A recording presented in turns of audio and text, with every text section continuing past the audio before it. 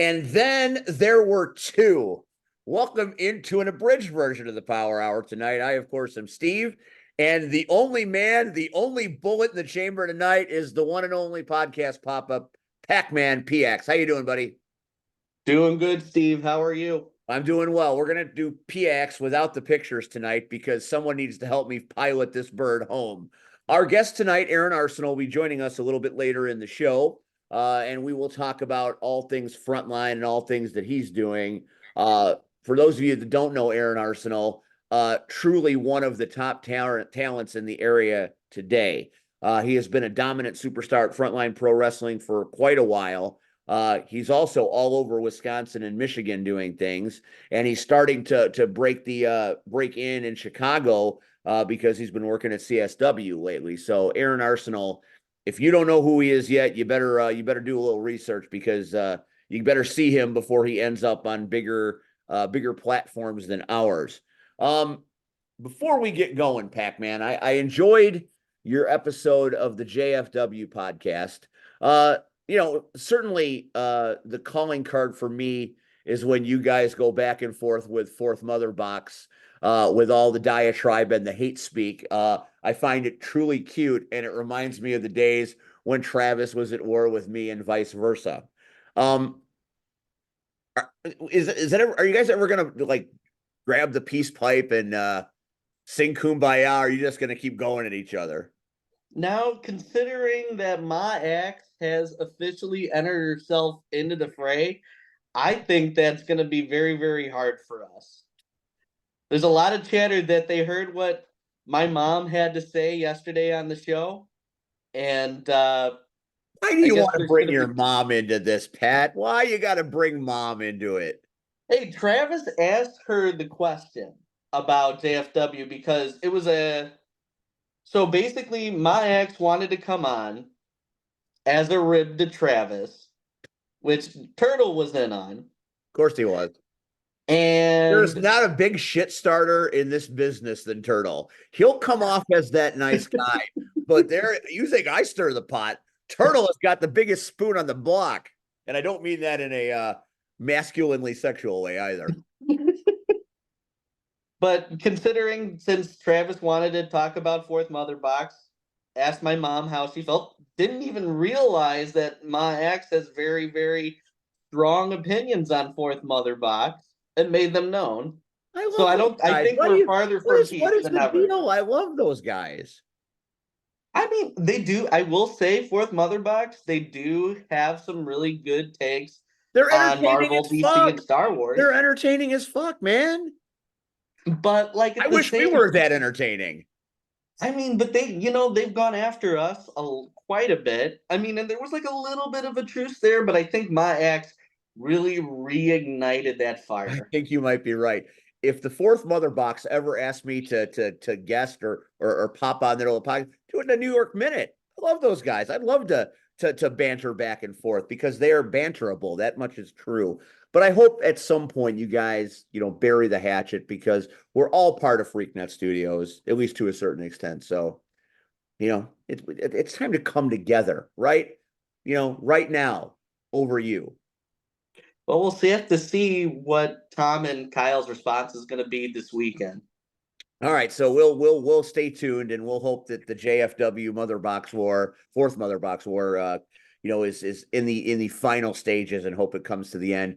Hope we can blow those pipes of peace at some point. If you're a Paul McCartney fan, you know what that means. So let's talk a little bit about this Saturday in Woodridge. It is the big screen debut of Rocket Pro Wrestling at Hollywood Boulevard in Woodridge. The last episode we just did was Kicks on 66. And it is now a debut on the big screen before it comes out on the YouTube channel. There's a bit of a buzz and quite a bit of excitement. There really is. Thank you. I was wondering when you were going to pick up on that.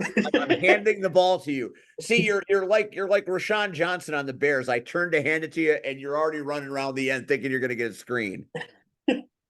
Well, I mean, there is a lot of excitement for that big screen debut. I mean, back in February or March, they were showing Rocket Pro wrestling matches on that screen. Oh, I did not know that. Jeez, this is That not. they, I stand corrected. This is not the big screen debut. Wow, I have been talking some but this is the first factual bullshit time. for a while. Now, this is actually the first time that a full show is going to be shown on the big screen. So on But there was a certain compilation of percentage, I was matches. right. So I was kind of right. I was Right, about 35% correct. Okay, I'll take that. right. So I won't it was pass like the class, but at least I won't get held back. so I'm really excited to see what a RPW show on the big screen is going to look like, what who's going to be there. I know there's going to be a red carpet. I'm going to be running the red carpet like I'm a male Joan Rivers. It's going to be wonderful, reviewing everybody's fashion. Can't wait for that. Oh boy, I am almost sorry that I'm missing it. Because that is that you as Joan Rivers, because I would call you Joan. Um, but yeah, they couldn't pick a better man for the job to be the information maven on the red carpet. That's very funny. It's gonna be there are gonna be a lot of Rocket Pro stars at that event. I've seen the list. It's pretty impressive. Everybody's supporting the product as they should. It's good product. Um, I was in Downers Grove yesterday evening, there for the editing process. And I was in house with, obviously Bill Shelley and Shelley, my broadcast partner, and the mighty Will and a few other miscreants that I won't name. And if you think there's fun at St. Joe's Park, there is some outlandish shit that happens when they get together at that house. If you've never gone to a Shelley Halloween party, you need to make that a do thing you do this year. Have you ever been? I have. I was there last year. You go Won the again this costume year. That is a contest. fun fucking Yep. time, man. And that's my second time at the Shelley House, and they did not disappoint. I certainly left well fed. Um, but it was exciting, and I'm watching them put it together, and they really are special people in the fact that they put a lot of time and effort, and I think that is something that gets lost in the shuffle just a little bit, simply because the amount of hours that they work. I mean, the wrestlers come, the wrestlers go. We do our thing, we go home, the cleanup and all that stuff. Bill, Michelle, and Will, it's 24/7 for them. It's Hmm. all Rocket Pro. And I think that the gratitude of everybody needs to be more for what they do, for putting it together and getting it to work, and all the things they go out on field trips, this movie premiere, the car show, all the Hmm. things they do under the banner of Rocket Pro, the minor league baseball games. There's a lot going on with what they do that's beyond the first Saturday of every month. And not a lot of wrestling promotions are out there in their community like the Shelleys. And I think that stems from, a little bit of the involvement in the Knights of Columbus and, their Catholic upbringing and working, in church venues and such. Um, but it just shows they're good people and they care about their people. And, we always say thank you for letting us work your shows and thank you for paying us and all that. But I feel like we need to thank them a bit more, especially watching them last night with people in their house doing things. And it's a Monday night. It's the first night of the week after the first Hmm. day of the week, which usually shit. And we're doing Rocket Pro Wrestling stuff. It kind of set in for me there as I'm sitting there at the table watching, all the ongoings and how they're trying to offer great fellowship and be wonderful people while we're trying to get stuff done. It really made me sit back and say, wow, these are people that go above and beyond for not only the fans, but for the people that work there. So shout out to Bill and Michelle and Will for being great people and doing great things. And yeah, so I think that's what I say. I mean, you see it all the time too, Pac-Man. You spend an awful lot of time there. I do. Between setups and takedowns and going to other shows and just everything that the Shelleys do, it's Rocket Pro Wrestling first. And I've learned so much from each and every one of them about things that go into pro wrestling shows.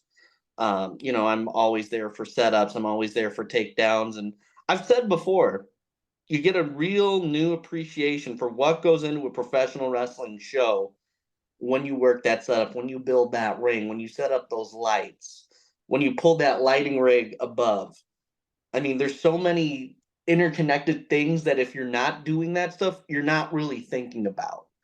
Um, You just you get know, there, if you get there and it's already set up and it's ready to go, that's the thing that I think people don't appreciate so much is when they get there for shows, you go in and you get in your character and you do your job, you perform, and everything is already in place. You don't remember and you don't think about the hours that it took to get to that right. point. And Rocket Pro Wrestling has one of the most elaborate setups in the indie scene, period. So shout out to Bill, Michelle, and Will for the effort. And at least a majority of us know what you do and appreciate what you do. So thank you. All right. So going back to your little soiree on JFW, you guys touched on the issue that occurred at the AEW taping when they were doing Ring of Honor stuff. And of course, our friend Sky Blue. Mm-hmm. And the fan that obviously said entirely too much. There are a lot of people that, and it's split. The division is split. You guys went the way I feel predominantly. When you're there, you need to, you can say what you want, but you need to be responsible. My thinking is, there are a lot of people that say this. When you pay your ticket, your $25 or your $20 or your 50, whatever the ticket price is for the show. And for AEW, obviously it's much more than an indie show. You're probably looking, some of those people paid, especially if it's ringside seats where you could hear the slander. I mean, those could be $300 or $400, if not $1,000 Right. seats, depending on what the going price is for ringside. So maybe you feel a bit entitled to be able to do what you want when you're sitting ringside. I've only sat ringside once, and I was so in awe of the experience, I didn't say very much. I didn't need to because I'm too busy looking around because I'm like, I'm never going to be this close again.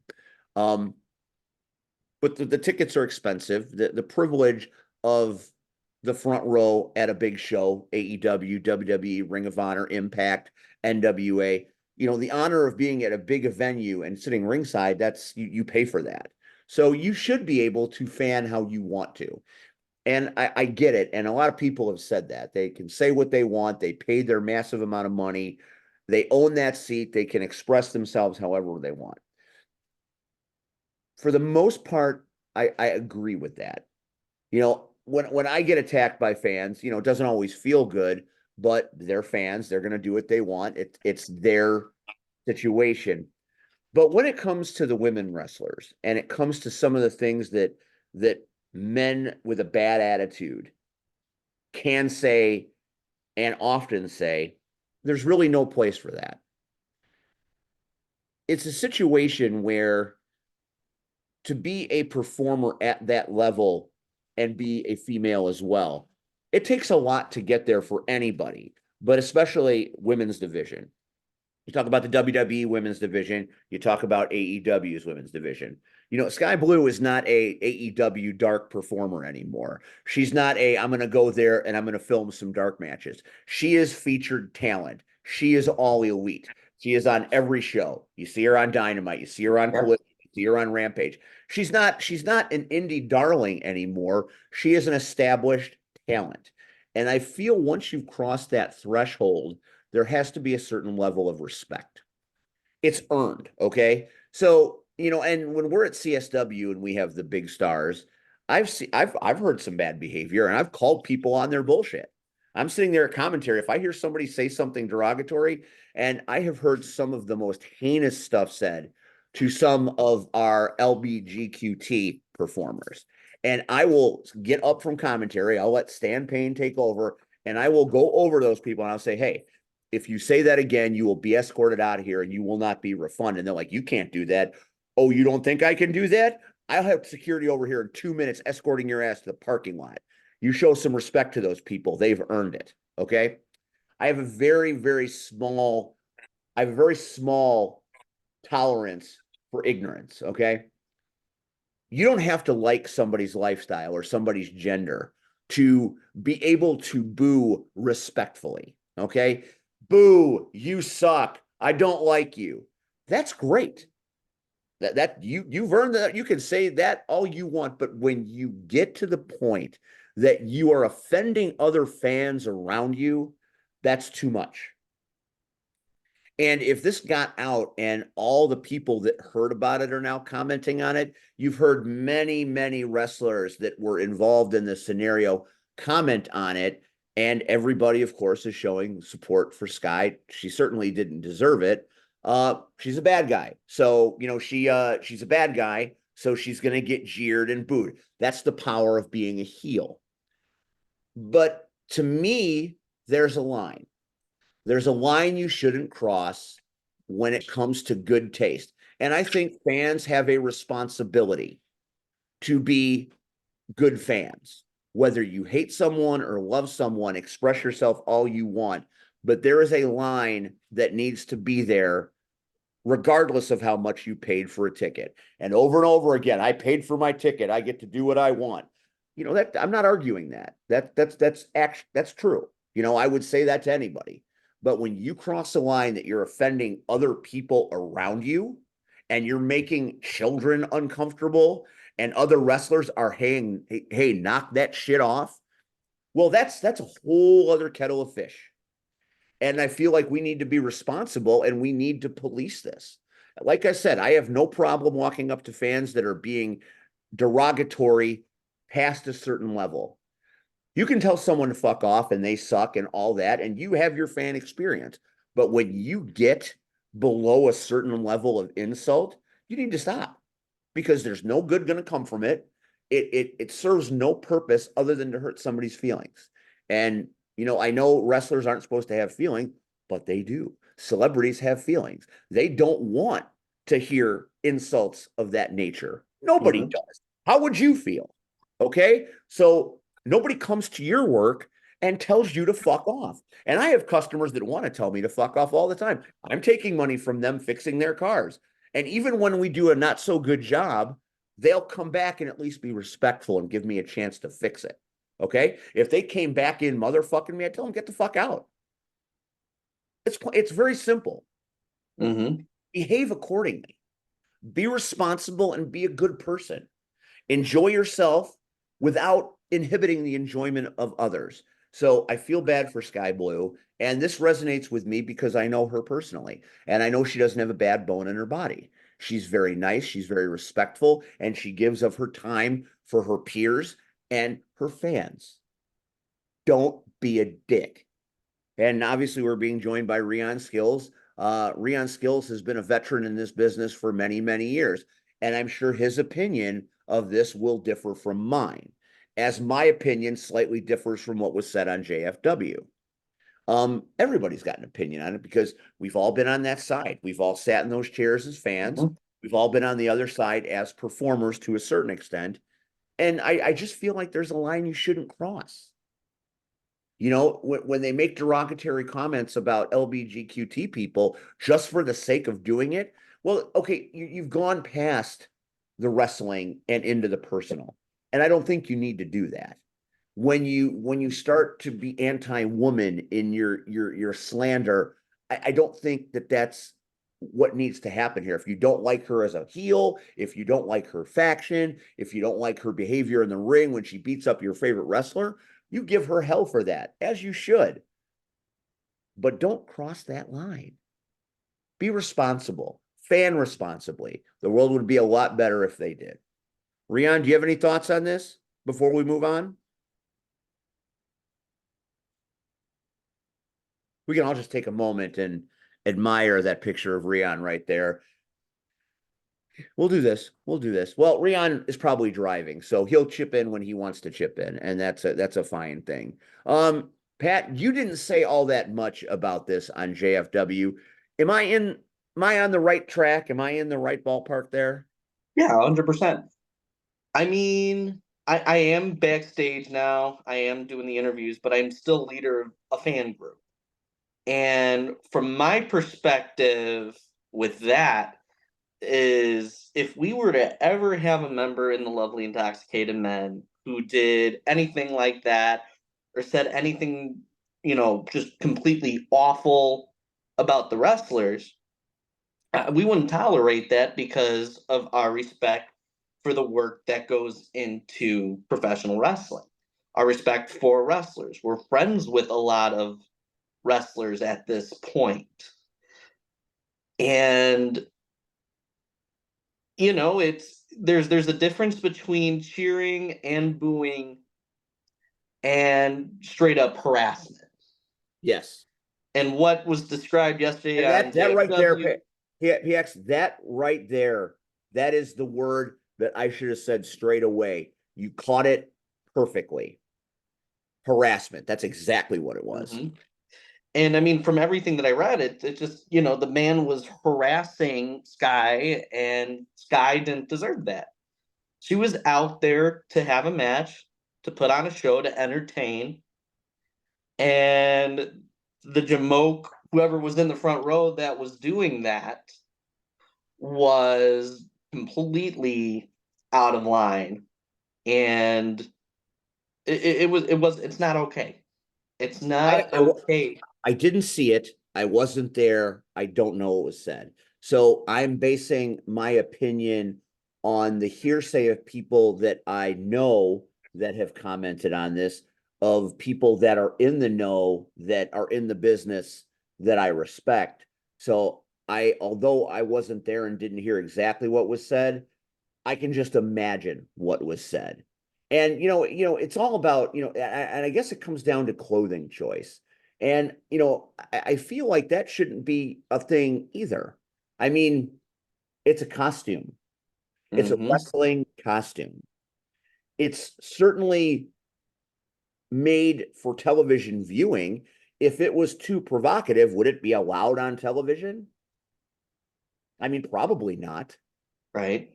I mean, at Rocket Pro, we have a pretty rigorous standard of what you can and can't wear, obviously, because a large group of our fan base is children. And people have worked for us that maybe crossed the line a little bit and haven't been back. And that is a message that has to be sent. Mhm. Obviously, Kaylee's, valet of Koa, is a lovely young woman and a wrestler in her own right. She is always very tastefully dressed, but she wears the same kind of things they wear on TV. It's not that different. And it doesn't violate Rocket Pro's rules. She's right there with it. Her and Shelly, they police that stuff together. So if I look at someone on TV and you feel like their wrestling apparel is inappropriate, apparently the network and the company they work for didn't have a problem with it. Right. It's as provocative as you want it to be, but if it was that provocative, it wouldn't make it on TV. There are standards and practices on television. Even when we did IWTV, there are things that they'll air and there are things they won't air. Plain and simple. And they told a few people, you come out like that, we're not going to air it. That's the world if you're giving content for a network, a company that has a bunch, like Fight TV, IWTV, USA Network, Netflix. I mean, there are some places where you can get up in nudity, but there's a rule to the way this kind of business is perpetrated. Has to be, you know? And I've never been offended by, and there've been some I mean, back in the Attitude Era, there were some pretty risque situations. But and they glamorize sexual behavior. But that's not 2024, man. We are Hmm. way past that as a society, where that is smiled upon and allowed. This is the woke world, right? So if we are trying to make everything above board and clean, why are we getting people harassed? And I guess there'll always be people like that. I mean, I have certainly seen and known my share of fans that have, shall we say, nefarious intentions. Maybe not what they should be, but that's, that's not for me to say. All I'm saying is I don't believe by wearing her costume that night, she should have been open to that kind of ridicule, that kind of harassment. I believe that's unacceptable. If you don't like it, don't go. If you think it's offensive, don't spend $1,000 for a fucking front row ticket. It makes no sense. And I'm more bothered by the fact that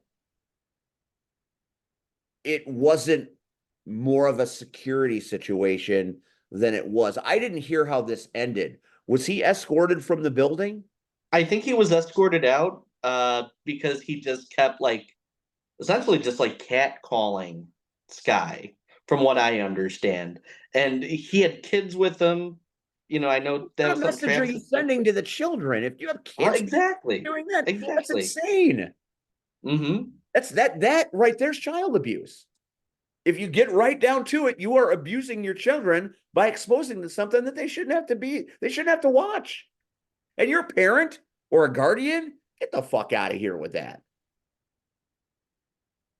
It's unfortunate that it would happen to anybody, and doubly unfortunate when it happens to someone I consider friend. So on behalf of Wrestling Sky, I'm sorry. We should be better. We should all just simply be better. That's all I have to say. Should we move on? What do you think, Pat? I think Rian was just about to talk. Rian said he wasn't going to talk until he got here. Yeah, Okay. I'm coming up on the same. I'll be there with the next one. Rian, I feel like you're talking with food in your mouth. Yeah. I'll explain this.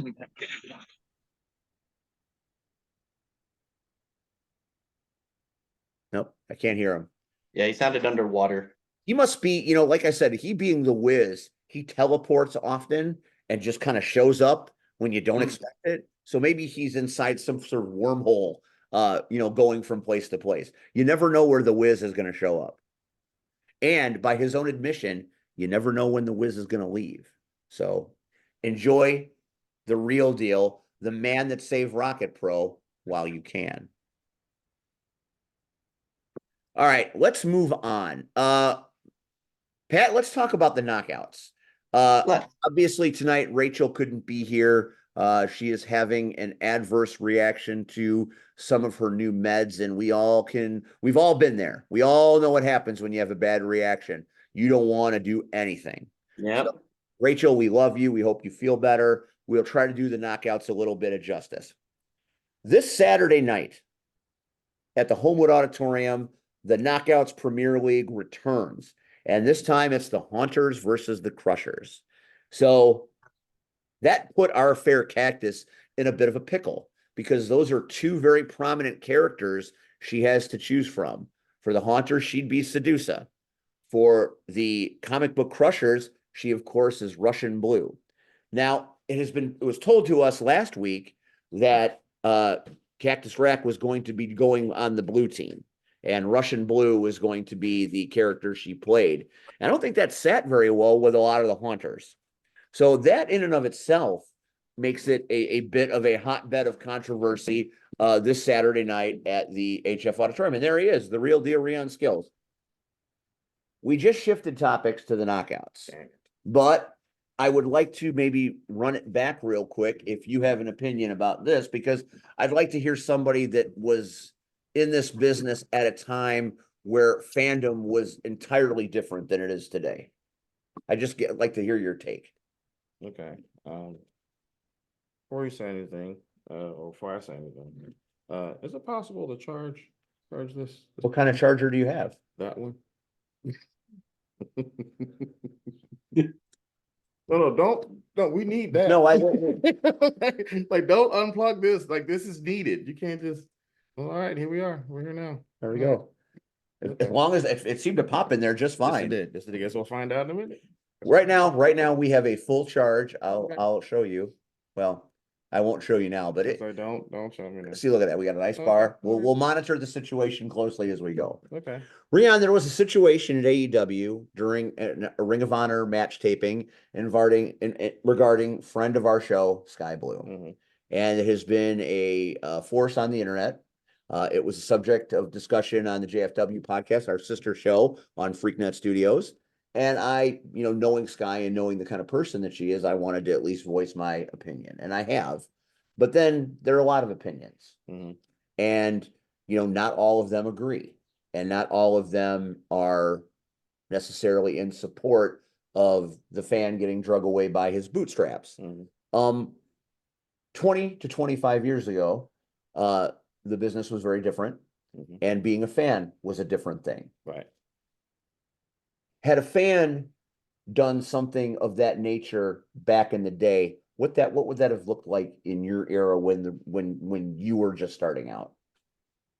You want me to like give an honest? Well, I'm like I said, I don't want to be this guy that doesn't have the ability to look at all sides. I know how I feel, but I have personal stake in it. Okay, then I'll do it this way. Are you talking about from a standpoint of the wrestling as far as community as a whole right now? Are you talking about the wrestling community from 20, 25 years ago? Are you talking about the fans? Because we weren't all wrestlers at one point. Right. We were fans first. Right. So that's why I'm like, where are you? My question to you is, I know how 2024 and this era has received it. Mm-hmm. I know how I feel about it, Mm-hmm. but I've only been in the business a little over 11 years. But you've been a fan. I've been a fan, But and I would never have done such, especially in front of children. Mhm. I find that the behavior reprehensible. But we were also talking about, you're not going to wear stuff in a wrestling show that's on television agreed. that is not going to have a television stamp on it. Mhm. On TNT, they're going to say, no, you can't wear that. Right. Or USA. Mhm. Maybe Netflix will be a little different. We don't know. Mhm. But even at a late hour on cable television, you have to have a certain amount of decorum. Right. And if it isn't something that they want to see, if they feel it's not for their network, they will tell you. I have seen IWTV say, no, don't do that. Mhm. So, but back in the Attitude Era, obviously it was a different kettle of fish, and sexuality was exploited. But this is why I'm like curious as far as what the actual question is, because if you're asking my thoughts as far as like what she did entirely, she didn't do anything wrong. If you're asking me as far as the fandom, that's an entirely different conversation itself, and that's why I'm curious. Okay, like, where let you me going? try to lead it back. Yeah. I am asking you to go back to an earlier period in your career Mhm. as a wrestler in relation to the fans of that era. Okay, then I'll do both. I'll do one as a fan and one as a wrestler. So when I was first coming up, this right before I became a wrestler, there was this is around the Attitude Era. Over at the Rosemont, that's what they call. I mean, it's the Allstate now, but that's what they called it back then. My buddy, actually just told the story not too long ago. My buddy Michael Stowers and I were huge wrestling fans. Like we would like every Monday Awards was happening, we would go and check stuff out. Upstairs would be WWE or WWF. Downstairs would be WCW. We would be going back and forth. Like everyone knew what was happening. Friends, family, grandmas, all the whole shit. Everyone knew this is what we're going to be doing. Is there a commercial break? Cool. Downstairs. Let's go. Let's check it out. Everyone just knew what was going on. And we found out there was going to be a show at the particular time, one of the first ones that we were able to go to since we started doing this thing. And at the time, just to give you an idea, Al Snow was really big. He had just moved over to WWF and he was doing the head gig. So he's like got this mannequin head and he's like shaking and he's like, what does everybody want? And he's like, Head, yeah. They were able to see, it's funny, haha, still wrong, but it's funny, Funny, haha. But it's one of those things that they presented in a certain way and it was amazing for everyone that was involved. Myself and my buddy Mike was like, what if we brought a deer head in? because there was just one just sitting here on the wall. It was just, we was like, why don't we bring that in? And it was because my buddy Mike's father used to hunt. And one of the things he hunted was this deer head. It's like, can we just bring that? Everyone else is bringing random stuff anyway. Why can't we bring that? It'd be so cool. We convinced we convinced Mike's dad to let us use this deer. It was like 6 of us. So we go in there, you got this deer head, and we're standing in line. Did security let you in with a deer head? So this is what I'm saying. We're standing there. We were in there we were actually outside for maybe 30 minutes. And like cops were walking around and no one said anything. They just kind of just looked. So we were prepared. We was like, okay. First cop came through, we're good. We don't have to worry about it. So we're sitting there and still got this deer head. And there's 6 of us. So we're all like, and we know that people are looking at deer head. It's like, look, we're just happy that we're in line right now with this thing. Like, we didn't expect to get all the way through. Like, okay, this is gonna be so awesome. So we get to the second wave because like now security's getting involved as far as the Rosemont. They're looking at it and they check everything like, oh, okay, just make sure they didn't bring anything from outside in that they can't sell.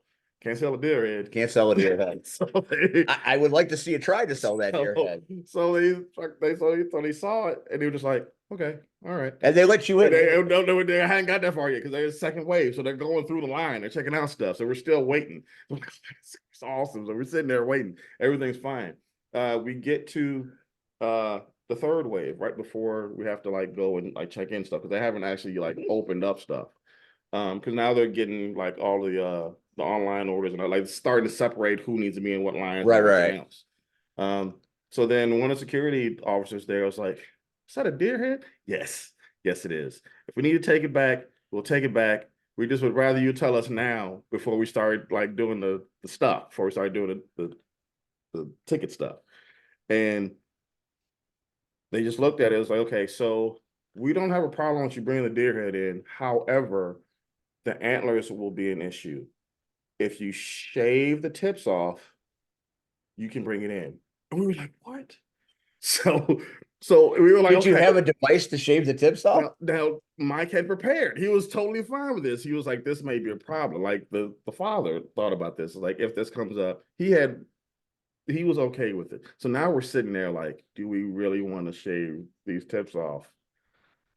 Just so we can get this deer head. My question is, how do you shave the tip? Did you bring a shaving device in line? Yeah, pretty much. That's how, I mean, it's no different than when it happened. Like but we were prepared to take it back anyway. So we had to take it back with the shave and just drop it. Like we had already prepared this. I got you. So the whole thing, we're sitting there and we got all the way up to the door and we was like, we can't shave this. Like he's already like been pretty cool about us bringing this deer head in. But the only restriction we had was to shave the tips off of antlers, which still could stab someone, by the way. There's no doubt about that. That was the only restriction we had because back then. So if you just shave the tips, you would at one time during Raw in like early like 99, 2000 or whatever, you would have saw. That must have been pre 9/11 because like, that shit after in 2002, that shit's not happening. Now, with that being said, because that was a decision we made. Like we had to self-consciously be like, I don't know if I feel right shaving this thing. Because everyone else was cool with it. Like, and we thought about it, but then we had a better judgment as far as saying maybe we shouldn't do that. Fast forward to the thing that's taking place now. Judgment is not something that people have. It is a scenario of, especially now. And I haven't even talked about the wrestling aspect of it. Nope. I just talked about the fandom, just the fandom. Like everyone knew that it was like everyone was cool with the. And that's a great point because that is, I think, the idea that I wanted to purvey. And I think you made my point for me. Thank you. Just because you can doesn't mean you should. Mm-hmm. You could have shaved those tips off and gotten that in there.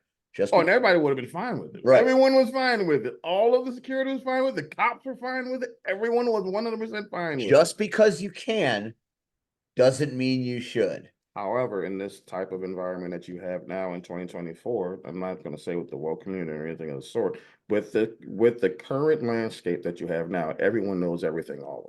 Yeah. So you can't. So there's no longer a blurred line, because back then I didn't know where Steve Austin lived.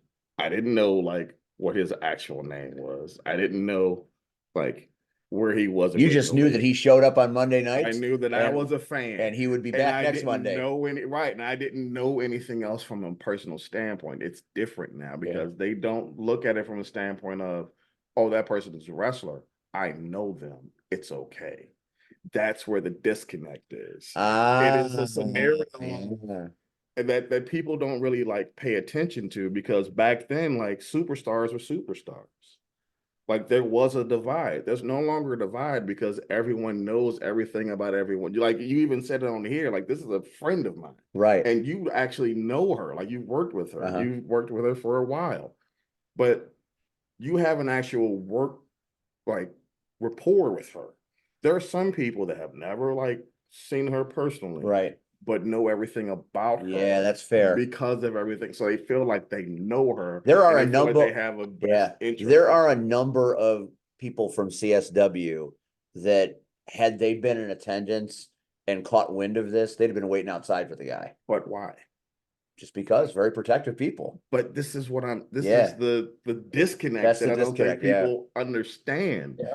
Is that, like, yes, I understand, protect your own, but you don't own them. And that's Right. That's the It's not about thing. ownership. It's just about it's about being Oh, being go ahead. almost like family to a certain extent. but in a fan's mind, In a fan's mind, there's they pay money. Yeah, they can say what they want. They Yeah. own you, and Yeah, that's not. Ooh, that's a slippery slope. But it's no different than me bringing that deer head. Hey, you're right. Okay. And that's why I'm like, it's because there's ways of going about it. But when you look at the current fandom right now, as far as if they buy a shirt, if they watch a TikTok, if they buy Patron, they buy your Patron. they buy, like, if they own a piece of you. And that's not like, Ooh, that's why I was like, I it's never a considered different- that. Like, so take someone like a Sky Blue, Yeah. who, from a professional standpoint, generates a lot of buzz, a lot of money for AEW. 100%. If you put her in any other environment, she still will generate some sort of buzz, just off of her body alone. Just that alone. Not taking her personality away, Right. not taking her intellect away, just that. The physical. Just the physical aspect of it. She's going to generate some sort of buzz. Take away the machine, take away all these other things, and she's still going to create a buzz to wherever she goes. There's still going to be someone out there that doesn't have her best interests, that thinks that they own her because they see her on Facebook, or they see her on Twitter, or they see her on fucking, like, you see what I'm saying? Like, it doesn't make it right. It doesn't make it right. I just want to make sure it doesn't make it right. It doesn't make it right. But here's the reality that no one wants to talk about. And you have to look at it from this certain aspect. This is, as uncomfortable as this is kind of what I wanted, because this is an isolated incident for right now. Yeah. If people don't understand that this should be I think it should kind of be a wake-up call. Not a wake-up call. It'll drown out in the next 30 minutes. You're probably right. But I feel like, this is a situation that could end up getting somebody hurt at some point. So agreed. And if we don't do something, we're complicit. What can you do? I don't know. That is a question for next week, perhaps. The Deerhead story is the winner here, because that is, to come from the topic we were going and get the Deerhead story. That's what makes the Power Hour awesome, because that Deerhead story is a motherfucking killer. So I'm just happy I got the Deerhead story. In fact, I think I'm going to call this episode the Deerhead story, because it's great. We're going to talk about the knockouts, because Aaron Arsenal will be joining us in just a little bit, and I want to get through some stuff so we have the time to talk to him. Obviously, C-Red could not be here tonight. He has got personal issues with his mom, and C-Red, we're all with you 100%. And we feel like if you need us, call us. Cactus is having a reaction to her meds. We've all been there, and we wish her the best. So we're trying to talk about the knockouts and trying to do the knockouts justice. We were kind of recapping what she said last week in the fact that she had to make a choice between Sedusa and Russian Blue, chose the blue team, and that didn't sit so well with the green team. That makes sense. So it's turning into a very combustible situation. What does the green team, what do the Haunters have in store for for Russian Blue at this show on Saturday? You see, I don't know how it happens. I don't know why it happens, but some people actually watch this show. Isn't that shocking to you? I just assume nobody watches this. Yeah. So, but some people watch and they comment on this show. And they comment on some of the things that we say. So there have been comments about Cactus Rack, perhaps, I said it again, Russian Blue making the wrong choice. She knows who she is. That's fine. She knows who she is. I assume you're going to be in Homewood Saturday night. I assume you're going to be on that floor, assuming your role as the god of the fight refs, the lord of the fight refs, if you will. Yep, because internet don't lie. If you say something, it's true. That's what I've learned. I am supposed to be. Well, I know the Bros aren't available this particular Saturday. But I also know that I agreed to do Rocket Pro's movie. Kicks on 66. I was going to be there for the meet and greet, and then shoot straight from there over to the auditorium. And you'd make it too, because it's a pretty straight shot. You should be able to get there in 35 minutes, give or take. But yeah, I've already talked with everyone, so they know what's happening. It's going to be tight, but I'm going to be there because of the Bros not being there. They'll be at front. But yeah, I will be in attendance at both places. Not long, but I will be there at attendance. Going into what could be a hostile matchup, as a fight ref, the man that's there to stop the violence from getting out of hand. That is what a fight ref does. When a fight breaks out, you have to break it up, and you have to make sure nobody gets hurt. Knowing that Russian Blue might have a bit of a price on her head, do you go in and prepare a certain way? Nope. Or you just go in there and wing it? Well, here's the thing, and like I know that Russian Blue will hear this at a certain point, and that's fine. The problem isn't going to be Russian Blue. There's a bunch of other things that are going to be combustible too, because last time I checked, it's the Hunters versus the Crushers. Yes, it is. For anyone that doesn't know the history, the comic book Crushers have been champions for at least 5+ years. They got dethroned by the Hunters at the last season. So just that alone is going to be a problem.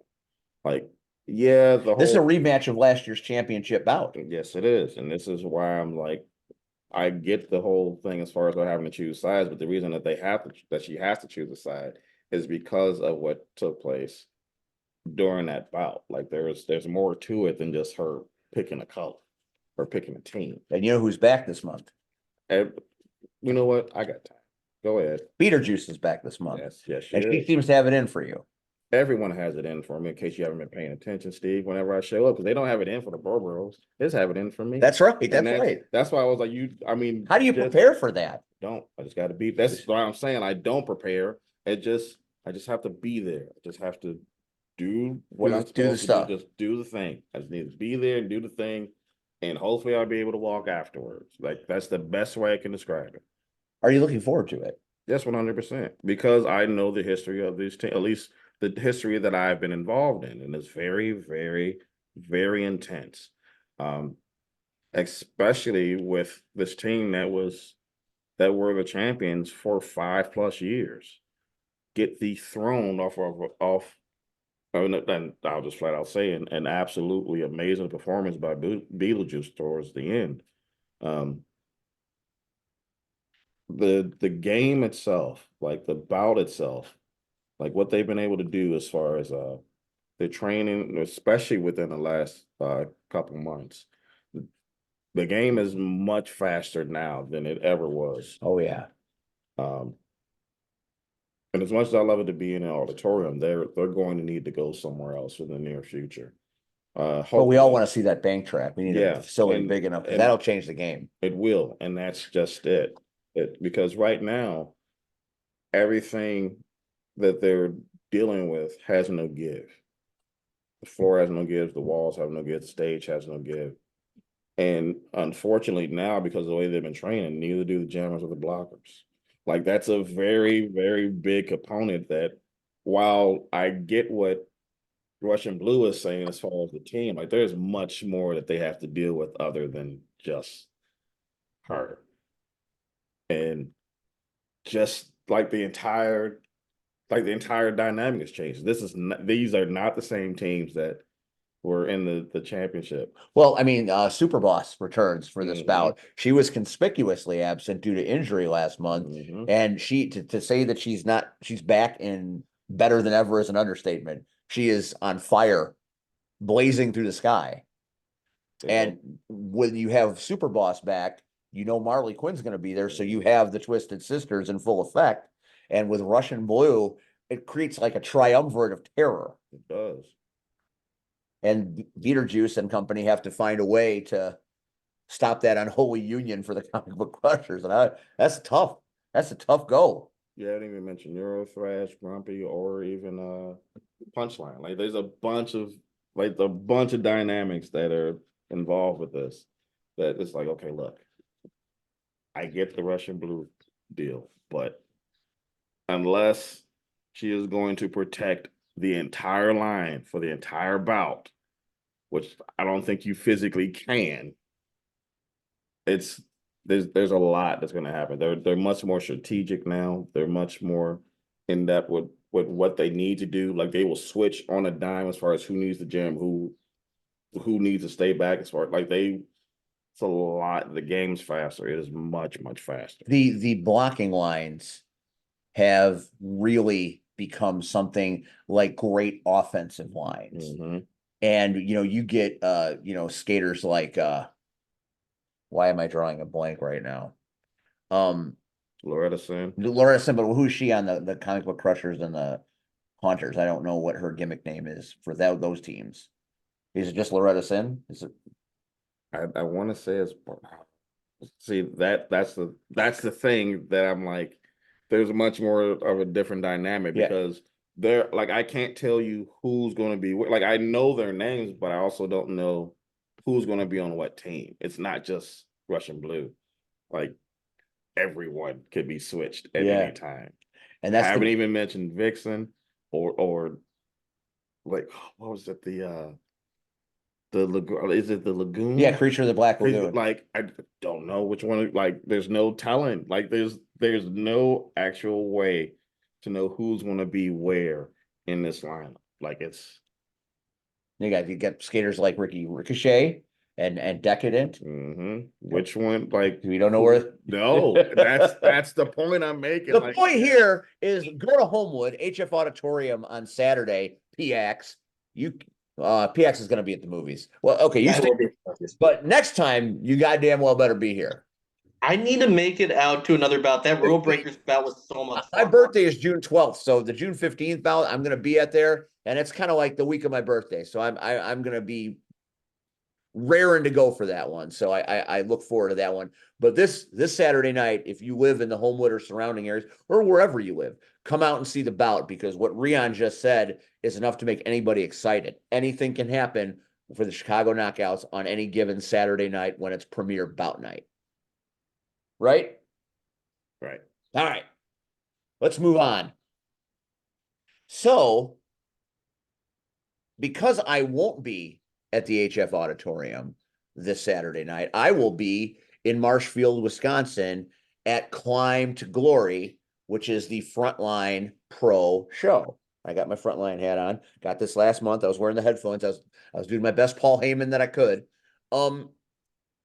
This is an interesting show because unless I'm mistaken, every match is a ladders match. Hence the term Climb to Glory. Can you imagine that? 8 to 10 ladder matches. Damn. Are there enough ladders that can hold up for that kind of abuse on a given evening? I mean, you can't go to Menards and buy 50 ladders. Sounds like the boys are going to be getting their steps in, that's for sure. I mean, that's just crazy stuff. So we're going to kind of break down the card, and in just a few minutes, our guest tonight is going to be Aaron Arsenal, the hipster punk. I'm sorry, not the hipster punk, the hipster hunk. P and H. I kind of reversed the polarity there. Don't cross the streams. So he's our guest tonight, and he is somewhat of a legend at Frontline Pro. Part of the tag team representing Stryker Industries' Absolute Power Trip with Coda Jacobs. And they held the tag titles for longer than anybody. They are a tag team that should be out there traveling the world. They're that damn good. And Arsenal also does some singles wrestling. So we're going to talk to him about his very many trials and tribulations throughout this industry. And he's getting ready to join us right now. And there he is, the hipster hunk, mustache included. He has joined us. And welcome to the show there, Aaron. How are you? Gentlemen, I'm doing fantastic. Thank you so much. Thanks for taking time out of your schedule to be. Oh, I knew it wouldn't be complete without the goddamn start. Couldn't wait much longer. We were just talking about your run with Coda Jacobs as the Absolute Power Trip, setting records at Frontline Pro for tag team excellence. How did that tag team come together, and how did you become part of Stryker Industries? It's a tale as tragic as Romeo and Juliet. The end of our tag run, myself, Coda Jacobs, originally came together, of course, as you mentioned, because of Stryker. Mr. Business Draven Stryker, the man, the mind, the myth behind the Absolute Power Trip, and Stryker Industries itself, the man that brought us together. Tale as tragic as it was one could ever be. 400 plus days, almost 500 days, the record set, the tag team championship ruined only by a broken wing of an angel that had to bury ourselves. So that's actually how you lost it. Is because what do you mean? Don't mind this. Oh, what happened here? That's okay. We'll get it fixed. I hope. Is it muted? Yes. No. No, it's not. It's we're trying. Things are going great. I like it. It's a live show. It's live while we do it. It's certainly taped later. So your injury is what cost you the tag team titles, correct? Correct. Yeah, we were absolutely on a roll. Absolutely no stopping us. Main eventing, biggest show in company history, defeating WWE legends, pretty much defeating everybody that was ever stood in front of us. Over 400 days, already mentioned. The only thing that could slow us down, broken bones and broken hearts. It was a broken scapula or a shoulder blade that returned those titles off of our shoulders. And that's a pretty serious injury that you had to come back from. And it took a while. You were on the shelf for a bit. Yeah. Let's see. Doctors told me anywhere from 6 to 12 weeks. So kind of a massive spread of 6 weeks there between where I could go. I believe the official time was about 9 weeks before we were back in the gym, slanging and clanging, banging that iron. And how do you feel now that you're a little bit removed? I mean, you're back in the ring. How does it feel? Do you feel like you've recovered 100%, or do you still feel like you're shaking off the rust? No, absolutely no rust left over. It was hit the ground running, whether I make it or break it. You know what I mean? First match back was March 3rd. We're officially over 3 months back. I'm sorry, over 2 months back inside of that ring, and I never gave up the bookings, never stopped going out. I knew as soon as I was either gonna hit the ground and fall or hit the ground run, and no steps lost. And thankfully, it was the latter. Well, you certainly you are missed, especially at Frontline Pro. The shows are great, but when that level of talent is missing, it affects everybody just a little bit. And I'm certainly not going to play to your ego, because that is certainly big enough. But you did get to sit on commentary with us. And I kind of found out at that day that you've become kind of like the Swiss Army knife of wrestling. I kind of believe that there's something that there's nothing you can't do in this business. It was one thing that was brought up to me as soon as my shoulder was injured, as soon as it was found out that it was officially broken, was that so many people reaching out, saying that there's still more that I can offer to this company, still more that I could offer to this business, rather than just my incredible skills inside the ring. There's so much more that I can achieve, whether it's doing the podcast, which was the first thing I did, was reach out to everybody I know doing podcasts, and offering my gorgeous face, offering my gorgeous mustache to those podcasts, and my silky voice to any commentary. I was down to do ring announcing, intros. I was down to do anything there. You know what I mean? Like Swiss Army knife's a great way to put it. And do you feel like during that time that you learned anything extra about the business, not, being in a different kind of standpoint?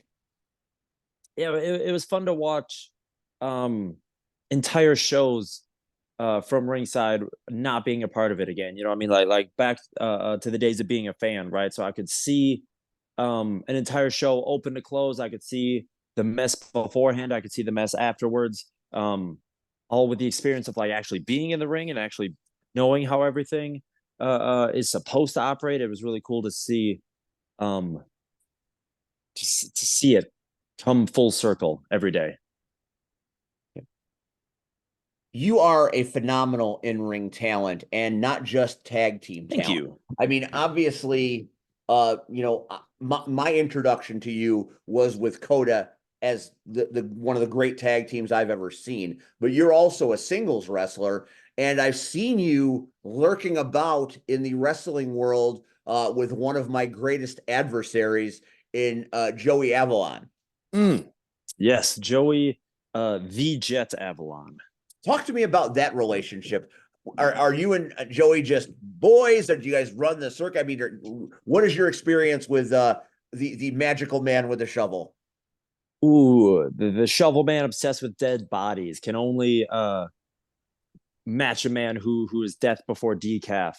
I would say, not too long ago, back mid last year, as the talents of Aaron Arsenal were truly like blossoming and truly showing its face across the Midwest. I had a close friend to me, a close colleague to me, tell me that I need to get used to the idea of being in the ring with Joey Jet Avalon, because Joey himself, the greatest talent that Wisconsin's ever seen, the greatest talent that I've ever been in the ring with. So being married to a man with such high standards and such high excellence inside that ring, being married to them, that's a pretty good compliment. So I took that with stride, and recently defeated Joey the Jet Avalon not 2 days ago, not 3 days ago, for not only the RCCW City of Lacrosse Championship, but also the Unified Heartbreakers Championship as well. I believe our 5th meeting between myself and the Jet. Everyone better than the last. And so you are now a double champion at River City Championship Wrestling. Yes, sir. Absolutely. And you beat the Jet. Boy, am I going to bust his balls this month at CSW, boy. You got to. You have been making little appearances up in my neck of the woods at CSW. Is this a place that you'd like to work at? Is this where you want to be? CSW is where it's at, man. CSW, quality shows every single time I've been there. Some of the best production I've been a part of, some of the best in-ring talent on the shows that I've been a part of. Definitely a place I want to get my nose in a little bit more. I was thankful enough to finally make my debut not 24 hours before breaking my shoulder blades. So the timing could not have been worse. Oh my God. Debut on a Friday, hospital on a Saturday. I'll tell you what, when the powers that be give somebody opportunity, it's not something that you're going to lose out to injury. So I imagine the road back will be swift because they have a keen eye for talent at CSW, and that they do. They don't like hearing me talk about you, so they like to keep me. They only like to hear me when I'm doing the commentary. They don't like to hear from me any other time. So when I start to whine about people, they don't like it so much. I can be counterproductive as an ally in certain situations. Man, And there's a great shot from Frontline Pro with you and I doing commentary. Hmm. And I just can't live up to that mustache. I am just, I am, there's no way. How do I do it? How do I make that happen? Yeah, I mean, you're talking legends of the industry when it comes to a mustache like mine. You know, you look back to the Don Fries, the Iron Sheiks. You know, some of the more iconic looks like the Hogans, and we have the Arsenal. You know, it's just these are Mount Rushmore things. And boy, you play it to the hilt better than just about anybody. So take us through what got you into this business, because I'm always fascinated. We always ask it. People say, "Are you going to ask the question again?" The answer is yes. We're going to ask that question again because I'm always fascinated to find out what gets people into the business, because this is not an easy business. It's not for the No. faint of heart. There's the highest of highs and the lowest of lows. What happened in your life that wrestling made an impact for you to get to the point where you are now absolute power trip, championship singles wrestler, living the dream? Yeah, I mean, I would say, you know, originally it was any sort of cage fighting that kind of got me towards watching the WWE. You know what I mean? Like early 2010s, mid 2000s.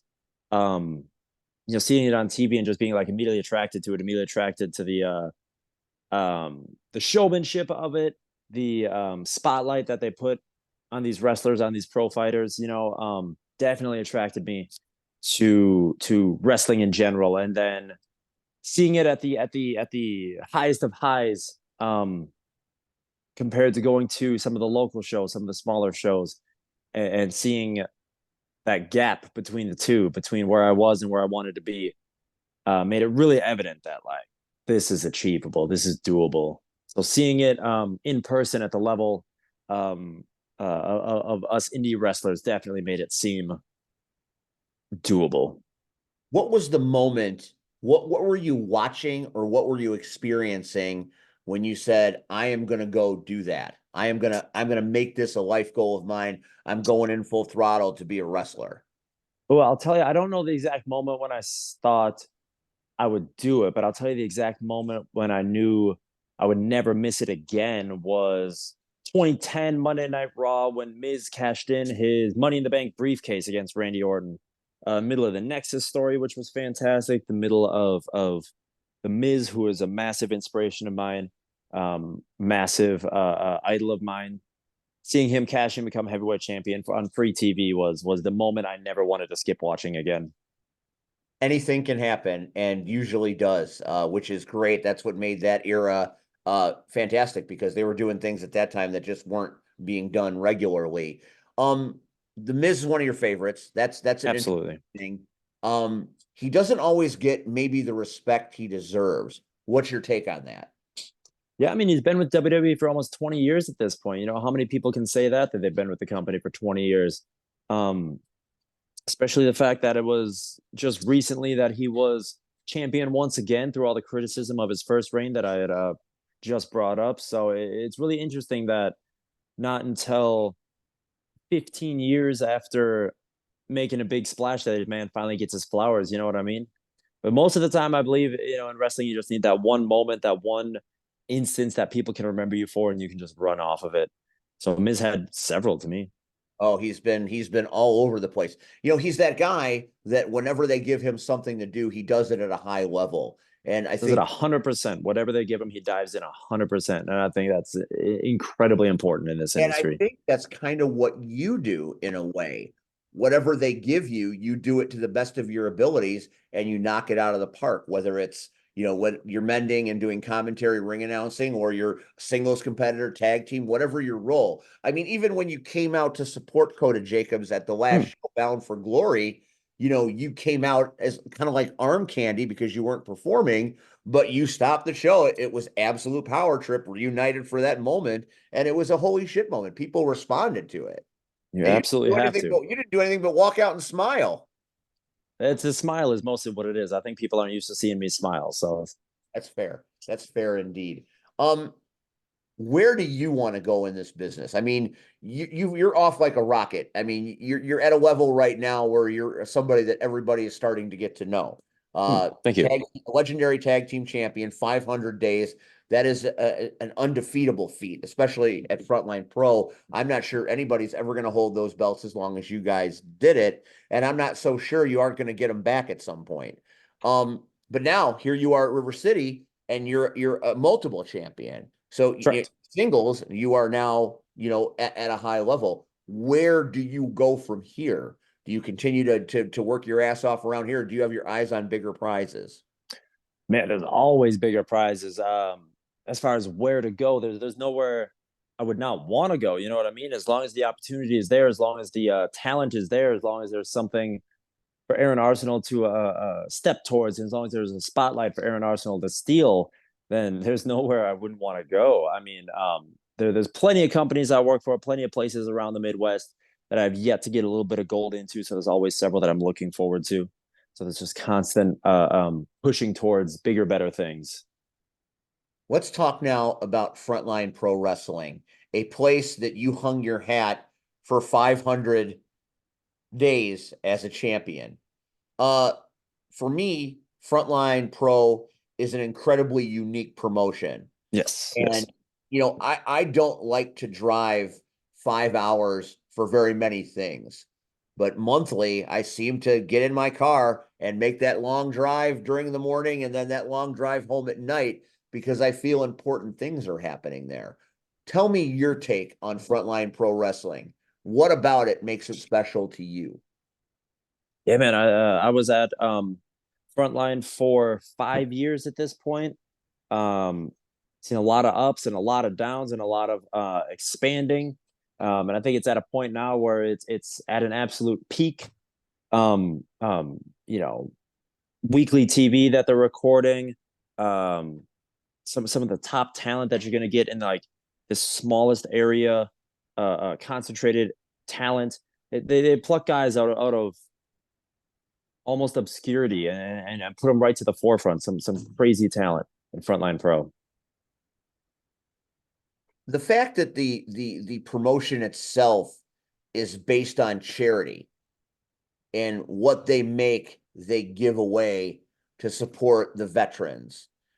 It just, for me, I think it means a lot because it's not a money grab like some of them are.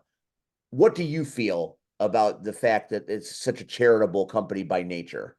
Yeah, man, one of the best companies to never turn a profit, It's pretty impressive the way they, as hard as they work, they're doing it for things greater than themselves. And I think that's a testament to Ben and Crystal.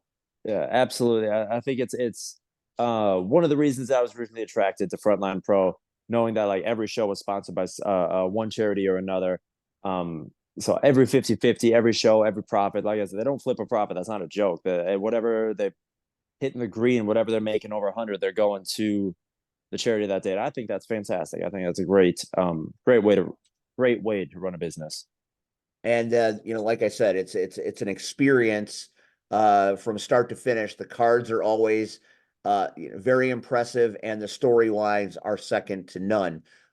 Speaking of storylines, we have a show this particular Saturday night called Climb to Glory. Now, this is my first Climb to Glory.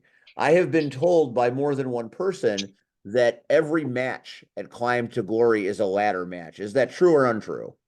Ooh, I believe every championship match is Okay, so I knew I like, how could they possibly have 9 ladder matches and those ladders survive?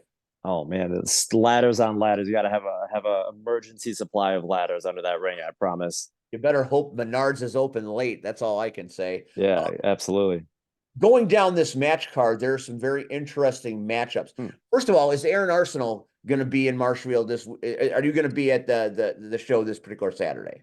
I will not. I am on my temporary pause of Frontline Pro just because of bookings. You know what I mean? Like I said, I had the broken shoulder, so I was out here fighting for every single date that I could find. And unfortunately, a couple lined up with Frontline Pro.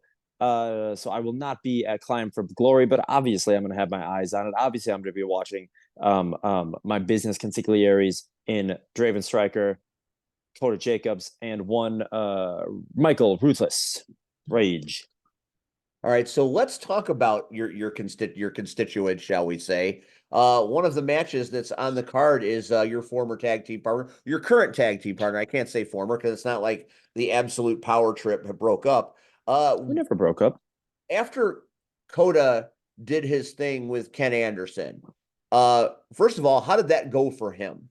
You know, that's one of those matches that's a big moment for anybody when you're wrestling against the person that kind of brought you in and taught you how to do it. And in the end, you know, whether we like it or we don't like it, Coda Jacobs had the win. I mean, we're talking one of the biggest missed opportunities in WWE is Mr. Kennedy, Mr. Anderson. This man was at WrestleMania. This man was main evented Raws. This man was on pay-per-views. This man was Mr. Money in the Bank, US champion, and Kota Jacobs beat him fair and square. So it's fascinating to me that this man does not get a direct shot at that Frontline Pro Heavyweight Championship once again. Well, I mean, at this point, the person that's taking the shot at the championship is Bulletproof Ben McCoy taking on Shaq Jordan in the main event in a ladder match. That's true. But That's true. before we get to that one, Coda drew maybe the short straw and is facing one of the toughest competitors in Wisconsin in battle-tested Ben Evenson. True. Yeah, hard hitter, a big heavy hand is Mr. Ben Evenson.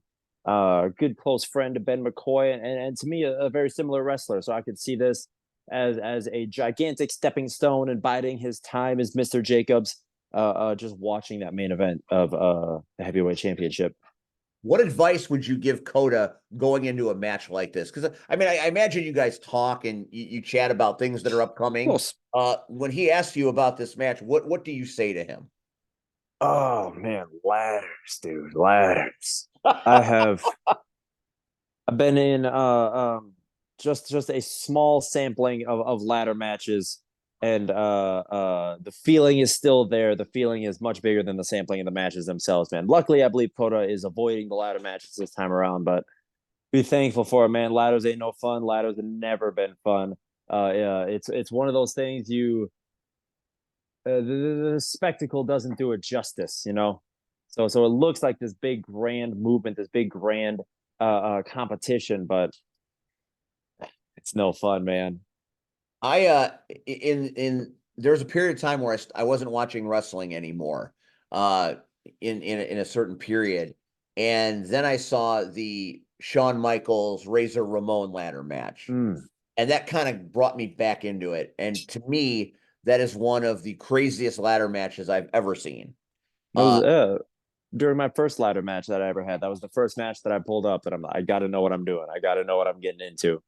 It was one of those moments where I'm looking at that ladder and the way they are reacting to it and the way they are pounding each other. And I'm like, well, that ladder looks like the ladder I have in my garage.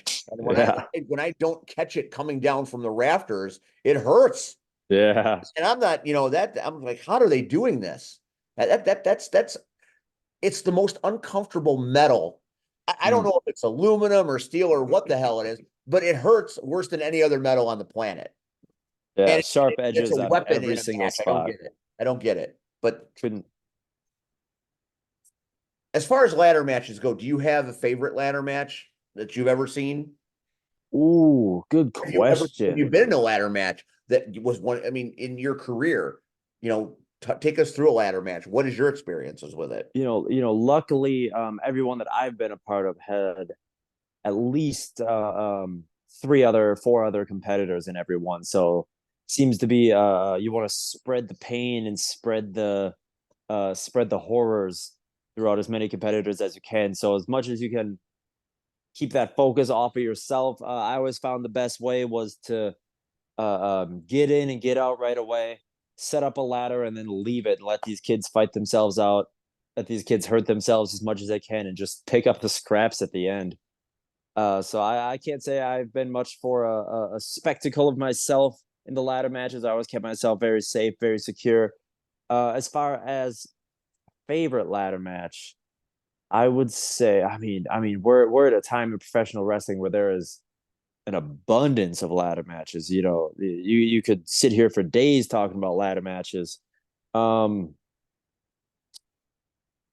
Yeah, that's a tough one. I mean, the WrestleMania 10 is a good shout out. I'll say the NXT New Orleans. I believe that was a 7-man ladder match for the North American title is a good shout out. I'll say always love Shawn Michaels and Chris Jericho and No Mercy 2008 is a good shout out. It's a good one for like a singles ladder match, figuring out how to use it as more of a weapon rather than the spectacle that it turned into. I mean, it'd be impossible to go this long without mentioning WrestleMania Triangle Ladder match between the Dudleys, Edge, Christian, Hardys. You know, I think I hit all the big ones. Yeah, that's the one that always, whenever I think ladder match, with if I'm not thinking about Sean and Razor Ramon, I'm thinking about that tag match. That is some crazy stuff that happens, and that could happen this Saturday in Wisconsin at the That's Bakersville true. Bar. That's true. There are going to be ladders aplenty. Obviously, you have your eye on the tag team division. Yes. Having Yes. been the champion for a long time, you've got a new tag team that's got those straps now, those nice shiny new straps. It seems like you guys leave, and all of a sudden they up the game in the presentation of the tag team division with new title belts. Is that a slap in the face? I think it's not a slap in the face. I read it the opposite, right? I read it as the tag titles we had that were retired as we were retired as champions, where it was wiping the slate clean. As you said, that nobody else is going to be able to do what we've done. Nobody else is going to be able to hold those belts the way that we did, with the prestige that we did, with the glory and the charisma that myself and Coda Jacobs held those tag team titles with. So let's just get new belts. Let a different face have these belts. Let the belts have a new face themselves. We've seen the old belts. When you see them, the first thing you think is absolute power trip. You're absolutely right. This Saturday there's a tag team match for the championships. Former champion the Bro Bros are getting their rematch against the new tag team in town, the new champions, the Windy City Devils. What does that matchup mean to you? What do you think of that matchup? Well, I would say it's a more focused matchup, right? Being a single tag team against a single tag team rather than at Honor Bound where they had the Brothers of Funstruction, which is one of the least straightforward tag teams that you're ever going to find. So I think throwing a ladder in the mix is pretty much gonna properly encapsulate the Brothers of Funstruction not being in that match. So it's gonna be equally as chaotic. It's gonna be equally unpredictable. I know Rockin' Rivera is a underrated mind when it comes to these gimmick matches and these hardcore matches and these different spectacle matches. So I think Bo Burrow's got something cut out for him when it comes to the Windy City Devils. I don't think those belts are gonna leave them shoulders anytime soon. Yeah, I don't know what it's going to look like with Ewok wielding a ladder as a weapon. I'm not sure anybody really needs to see that. That seems to be a little on the violent side to me because he's one of the most violent wrestlers that are out there right now. Is a heavy hand as it is. I couldn't imagine putting a piece of metal in it. Yeah, that's what I'm saying. The Beatmaster with a ladder in his hand, not for me, Jack. I'm going to wear earbuds on the commentary so I don't have to hear the sickening smacks of flesh when he whacks them Oh with yeah. the ladder. So you feel like the Windy City Devils pretty much have this on. It's going to be a tough night for the Bro Bros. I believe so. They're gonna have to get a little bit higher than they do on that ladder to get those titles.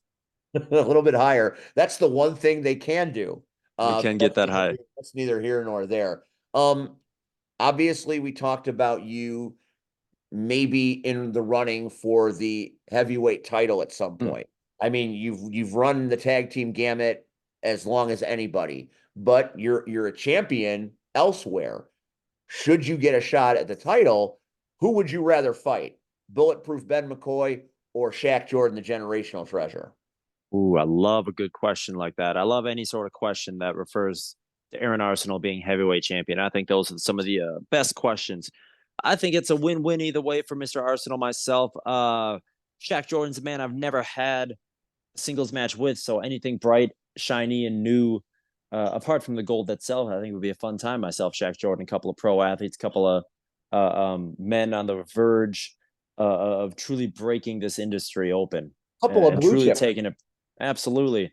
And then as far as it comes to whether Ben McCoy beats him or not, I mean, I have never lost once to Ben McCoy. I am currently 3-0, 4-0. singles, multi-man, tag matches against Mr. Ben McCoy. So, I mean, that seems like an easy win.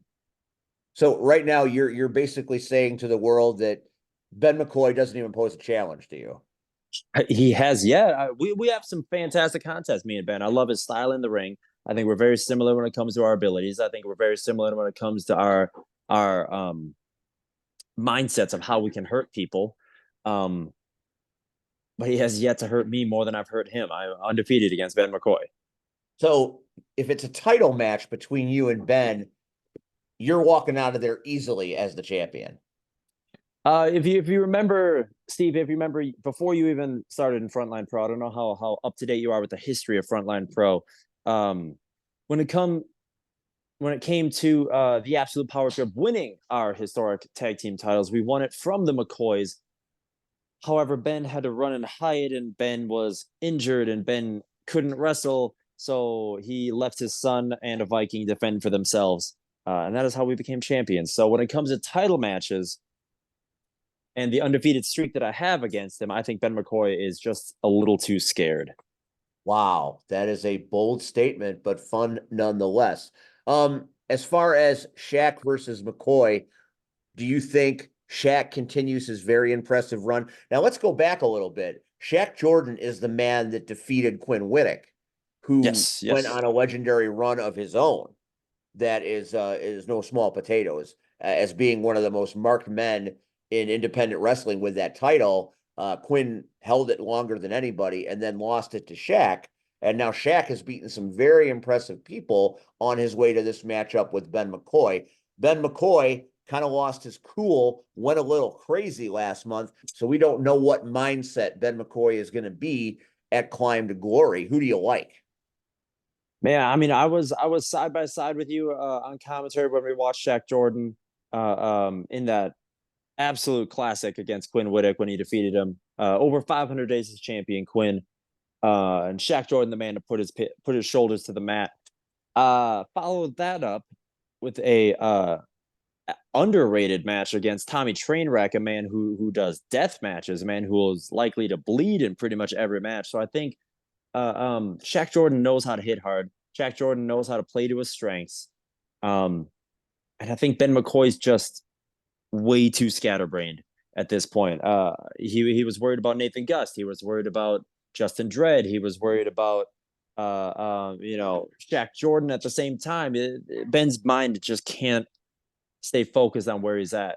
And now we're going to throw a ladder in the mix. Like I said, one of the most dangerous matches. Imagine being 20 feet in the air, reaching for a belt, and you get distracted by someone in the crowd. You get distracted by your kids at ringside. You get distracted by one of your other ghosts of your past showing up. So I just think there's too much playing against Ben's mind for him to even handle the physicality of this sort of contest. In the end, it comes down to focus, and it might seem like Shaq has a little more focus than Ben at the present time. Yeah, I believe so. I believe Shaq, he's been on a streak. He's hit every win after win. He's hit every single contest with the ground running. He's hit every single competitor with his best shots, and this man just won't stop, won't slow down. You're right. And like I said, if Ben was in his right mind, I think he could possibly take Shaq down. But because he's got so much on his mind and his mind is not 100% there, I think that makes him at least vulnerable to the strengths of Shaq Jordan. And Shaq Jordan, generational treasure. If you're not 100% focused, you are 100% pinned. Absolutely. I like that. I like that wording. The Battle Championship is going to be a ladder match, and it's 4 men. And 4 men, one man you mentioned earlier, Michael Wayne. Correct. Garrett Jax, someone you know very well. The young EJ Swanson, and the youngest battle champion in history, Adonis Allen, in a 4-way dance with a ladder match for the Battle Championship. I mean, what do you see here? It's fascinating. It's dynamic opposites. It's striking opposites between 2 and 2, right? So you have EJ and you have Adonis, 2 very hungry, very young up and comers, and Adonis obviously showing his talents early. But I think they're going to be more willing to do the extreme. They're going to be more willing to put the risk out there in a match like this when it's a multi-man, man, when it's a four-way. It's crazy enough as it is, but four-way ladder match, I cannot stress the amount of blind spots you got to be avoiding in a contest like that. And guys that are going to take advantage of that blind spot is going to be Ruthless Michael Wayne. He's a big, heavy, hard hitter. Ladders are going to be easy for him to use. And I think he's a tornado waiting to throw metal around, and maybe waiting to throw these young kids on top of metal. But I think the honest dark horse could even be Jarrett Jacks. This man's been doing this for 20 years at this point. He's not going to go in there and do anything that's not well calculated and well thought of. Earlier today on social media, we saw Draven Striker put out a promo. It seems like he's up to something, though I don't know 100% what. What's on the mind of Draven Striker on a night like this? You being heavily entrenched in Striker Industries, a lot of pawns of his on the table at Climb to Glory. What was he alluding to? Yeah, I'm the longest tenured member of Striker Industries for a reason. It's because when Striker and myself get together, I let him take his reins. I let him lead the way, and I just get my job done. I'm paid for a reason. I'm paid to do what he tells me to do, and as long as what he tells me to do is go for gold, and it makes sense to me, there's no issues. So on nights like tonight, on a dreary night like a Tuesday, I believe Draven Striker is always planning ahead. As far as what's on his mind, it's money first, money second, and money third. And he was, of course, wearing a purple tie in this car promo in your honor. And he said it. I don't know if it's 100% in my honor, royalty, money, and such. So it's just a happy coincidence. Happy coincidences that look fantastic on Mr. Striker. We will take that. So it's going to be a hell of a show. There's a lot happening. Josh Price returned recently after being gone for a while, and you being a long-term frontline pro guy, what does a comeback like that, especially as well received as it's been? I mean, Kid Latin, the big guy, has developed something of a cult following, even though they're not tagging up this weekend. Josh Price is going up against Pestilence's Joey Dalton. Ooh, scary group there is Pestilence. It's a group I don't want to keep too much thought into. I just don't want to try and mold myself with them too much. But Josh Price, on the other hand, I think he's a very smart man, very smart thinker in this business, very old school in his tactics, very straightforward in his tactics. And to come back from a neck injury like that, I think is fantastic.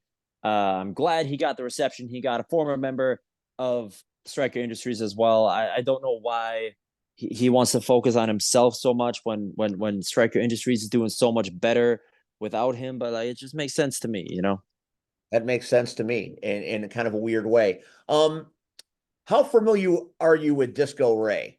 What do you think of that young man? He certainly kicks off a show like no other. He definitely likes to talk, and he definitely likes to dance, and he's trying to find his daddy or something. I don't know. He keeps talking about his daddy.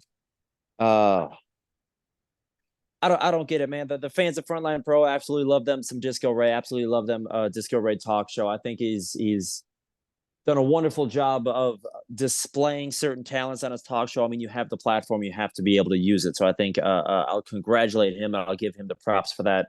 Deserved. I think some of the substance could definitely be adjusted on those talk shows. I think some of the talent could be a little bit more bougie, bohemian forward, a little bit more hipster hunk forward. Hipster hunk forward. That's a thing. Yeah. That's a thing. Do you think maybe he bit off more than he can chew this month because his guest is going to be the Hunter Paragon? Oh, Paragon not in a good mood since losing that Frontline Pro Battle Championship. Massive upset to start Honor Bound. Yeah, Paragon's not a guy I want to be in the ring with when he's on this war path that he's going to be on. So as far as like biting off more he can chew, he better have some good thinking questions to keep his mind focused on the questions. There's no way I want to be in the ring asking questions to Paragon, the world's most dangerous game, right now, because he is not in a great mindset. So it's likely that the glitter is going to get beaten off of our friend Disco Ray, because Paragon, and trust me, I know this from personal experience, you don't want to trifle with Paragon. You'll end up in a trunk or dead. Yeah. I didn't die. So that this weekend it's going to be a great show. Since you're not going to be there, let's talk about where you are going to be this weekend. I mean, obviously the hot wrestling weekend. Where will the hipster hunk take his talents? Of course, thank you. You can find the Hipster Hunk, the Bougie Bohemian, Caffeine King, Coffee Cleric, Fabulous, Killjoy, Aaron Arsenal. You can find me in Rosemount, Minnesota. I will be facing David Ali for Ironheart Pro. Finally getting my hands on David Ali. It's I've been calling it a goddamn grudge match for a reason. So finally getting my hands on Mr. David Ali. What drove you to want to go to Minnesota to work for Iron Pro? What about that promotion? What about that experience has you fired up? Because you seem pretty darn fired up about it. Ironheart Pro, absolutely one of my favorite companies to go to. Strictly their number one goal and their number one their number one goal is do what's best for the wrestler, give the best opportunities to the best wrestlers. And then that's what they strive for, and that's what they push for. So whether it's stiffer competition, whether it's specific competition that you're pushing for, whether it's opportunities that you've always wanted, the number one goal is just doing what's best for the wrestler. So I just don't see why more companies don't focus on something like that. It's a place where everyone wants to work. And David Ali looks like he can fight. That is quite the promo photo. My goodness. Yeah. This man loves him. A good fight, a good contest, a good punch to the face. So you're not going to get unpretty this weekend, are you? The hipster hunk isn't going to get smashed, right? I do have vacation as soon as the contest is over. As soon as the match is over, I'm giving myself a good 2-week vacation. So any sort of scars, bruises, bumps, and scrapes are going to be long gone by the time I come back. I don't plan on it, but once again, this is a goddamn grudge match. So anything's going to happen. We might get a little physical in there. Just fingers crossed the ring's going to hold us where we can. I don't doubt it. It's going to be a hot match. Where can the folks find Aaron Arsenal coming up? I mean, you're taking a hiatus for a couple of weeks, but then June will be here, and I'm sure June is going to be a busy month for you. June is always going to be a busy month for the hipster hunk. Of course, you can find me once again, Ironheart Pro. You can find me lots and lots at MAW in Minnesota as well. Definitely keeping my eyes on CSW, trying to get my feet in the door once again. The opportunities that I have, you'll find Aaron Arsenal keeping his eyes on Frontline Pro, though once again I won't be there for June. You can find Aaron Arsenal at Hybrid Wrestling Entertainment in Green Bay, a brand new company that is a tightly run ship. So big things coming out of the title town. So Aaron Arsenal is going to be all over the place. Aaron Arsenal is going to be anywhere that a spotlight can be stolen. As the calendar turns from 24 to 25, what is on the horizon for the hipster hunk? Where do you see yourself a calendar year from now? Ooh, calendar year from now, I would see, the biggest problem that we have with some of these wrestlers is that they find their area and they stay with their area because it's fun, it's easy, it's comfortable. So we just have to keep pushing that uncomfortable and keep pushing out further and further. So right now, Aaron Arsenal is completely taken over the Midwest. We've hit in every corner of the Midwest. So at this point in 2025, we have new areas to find. We have new areas to discover. Maybe something international. Who knows? I've got connections all over. Aaron Arsenal, the global superstar, and they've taken a picture of your Facebook page so people can find all your links and where you're at. Thank you, sir. Thank you.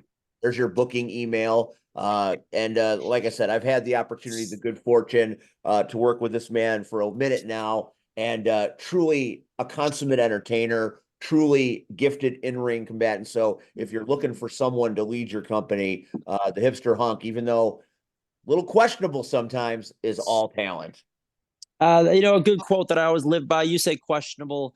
I say getting the job done. The quote I always live by: it doesn't matter how you cross the finish line as long as you look good doing it. And that is perfect. That is the hipster hunk in great detail. PX, you've been sitting up there quietly. Before we let Aaron go, do you have any questions for this very charismatic superstar? So, wait, am I muted? I am not. Okay, wonderful. Okay, just had to double check. Any talent in Frontline Pro that you haven't faced yet, who you would love to mix it up with? It's a great question. I like that one. As previously mentioned, Shaq Jordan, I think, would be a fantastic first-time contest. A true athlete, a man that's been on a roll more than I've ever seen him in the time that I've been at Frontline Pro. So I'd love to mix it up with a generational treasure. I know he's a scary guy. I know he knows how to hurt people, but I would love the opportunity to step in the ring with Paragon. I think Paragon is a former battle champion, championship I have yet to hold. I've yet to hold, soon to hold. I think Paragon would be a fantastic contest. Let's see. Shaq, Paragon. Ooh.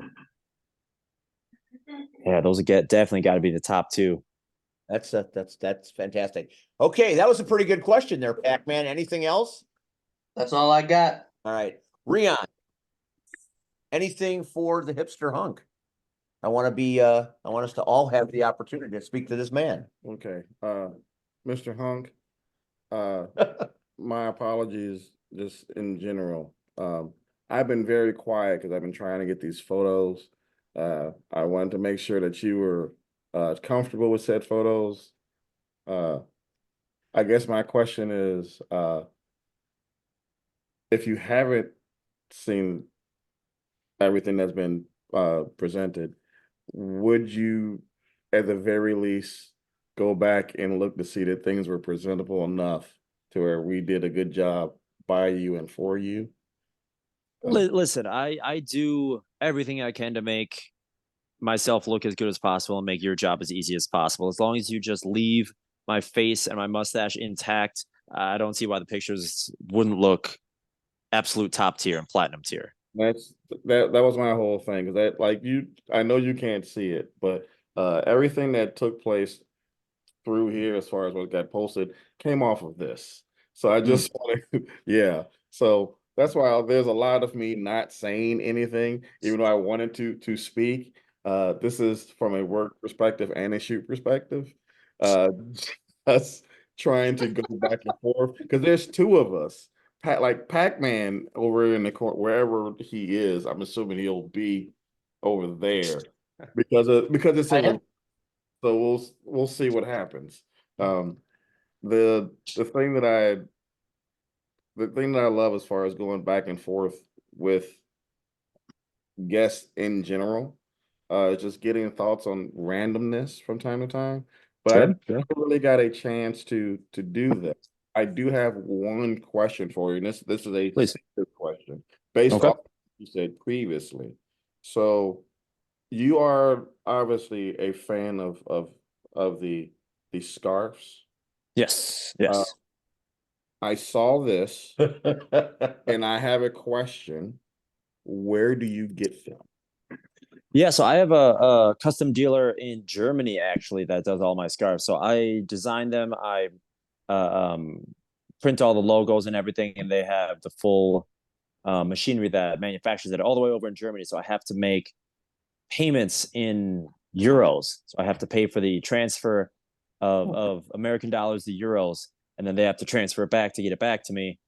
And it's kind of a whole process, but it's worth it when you have the quality that they have. Okay, to follow up with that question, because there's something that I saw that I posted earlier, but we kind of skipped by it because you were talking about the shoulder injury. Yes. These scarves, I am going just based off of this alone, are like universal. They can multitask. Is this the day where you had the shoulder issue?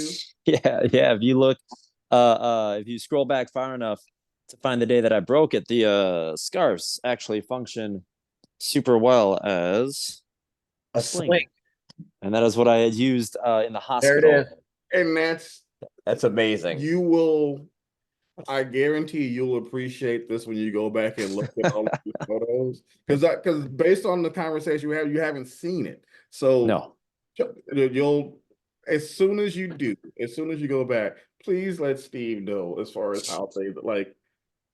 You have no idea how amazing this conversation that we're just having right now based I on love it. these two photos that I've presented to you. You'll appreciate it more. Like it's, yeah. I remember in the moment, being like congratulated or whatever to have that moment as an indie wrestler where you got to go to the ER in the urgent care in full gear. So that was just one of those bucket list, check off items, and I got to use the scarf as a sling for the day, for the night. How did the people in the ER respond to you in full gear? I've always wondered how that would work. Oh yeah, yeah. It was very professional first off at a Hudson emergency room, very professional for the fact that a shirtless man in his underwear and the scarves hanging off of everywhere came in. Um yeah, just a lot of people kind of poking their head in the room and just double checking what was going on, like way more people than needed to, just to kind of see what was going on. Did anybody come up like did you have conversations about wrestling? Did people like ask you stuff? Just come in the room and randomly ask you things?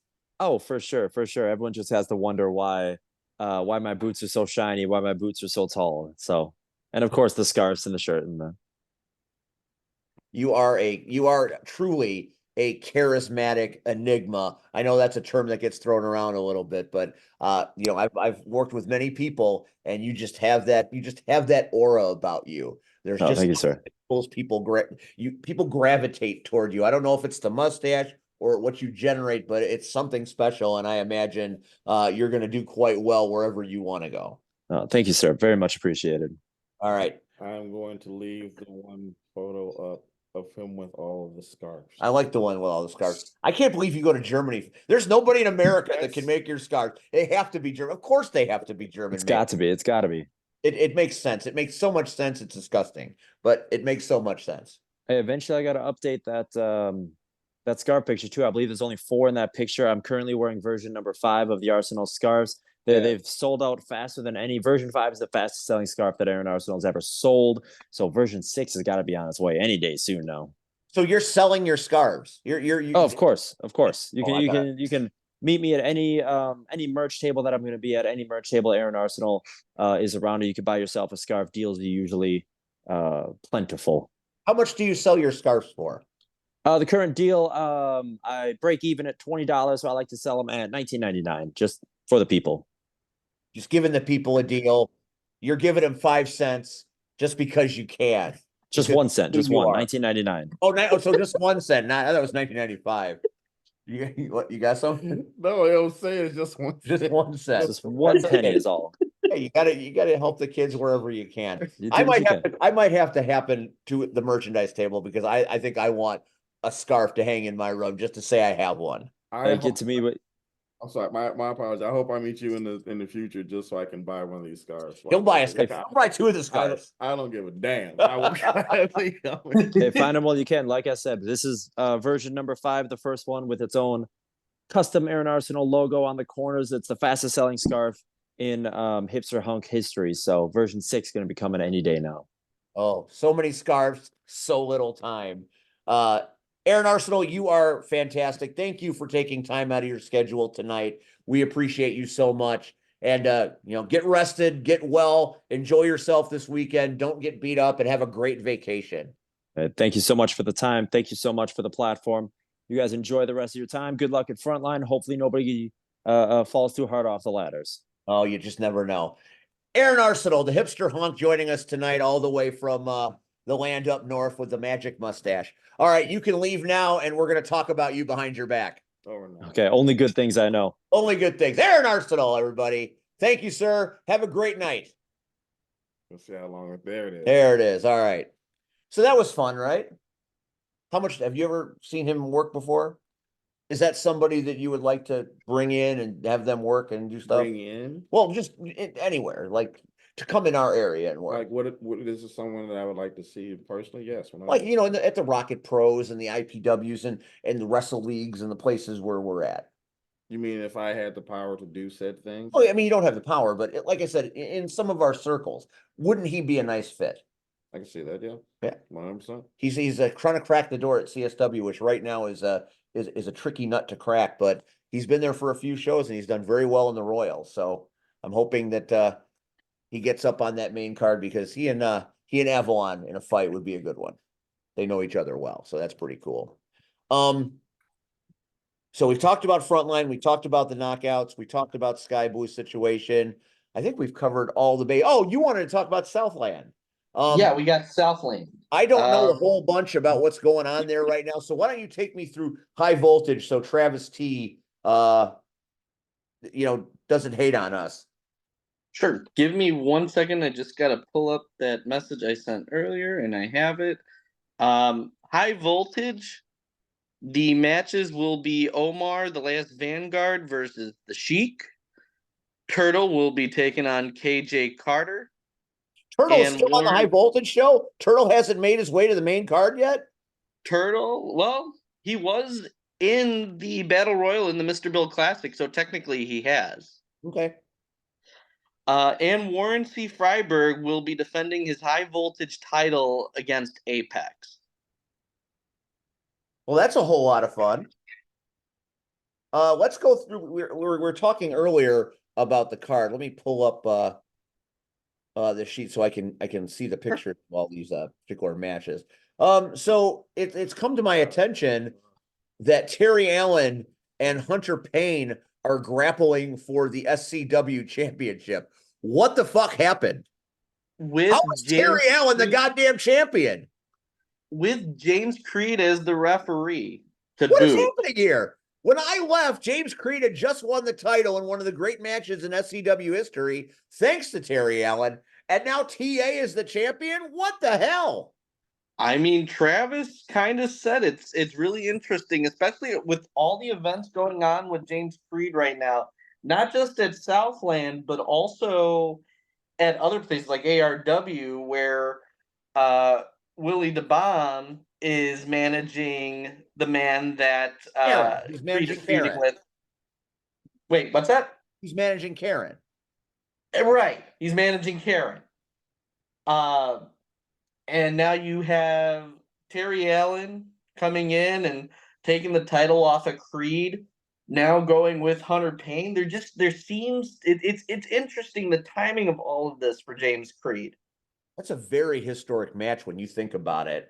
Terry Allen and Hunter Payne go way, way back when they were different people.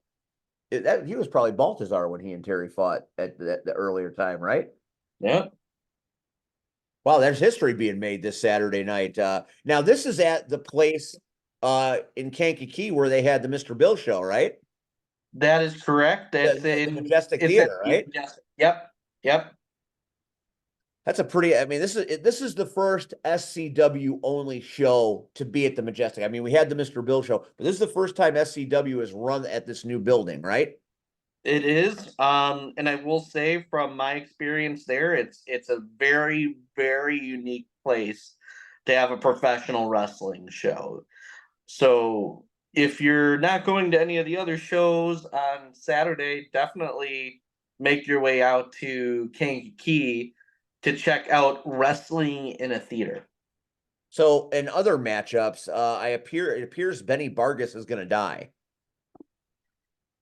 He is facing. He's facing Miles Mercer. That's right. Not getting out of that match alive. Miles Mercer's going to kill that. How did that happen?